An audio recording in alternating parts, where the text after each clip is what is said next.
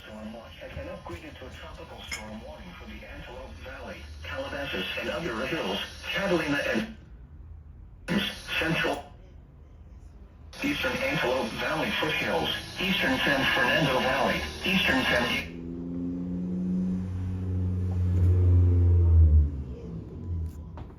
including downtown Los Angeles, Malibu Coast, northern Ventura County Mountains, northwestern Los Angeles County Mountains, including the Interstate 5 corridor, Palos Verdes Hills, San Gabriel Valley, Santa Clarita Valley, Santa Susana Mountains, southeastern Ventura County Valleys, southern Ventura County Mountains, western Antelope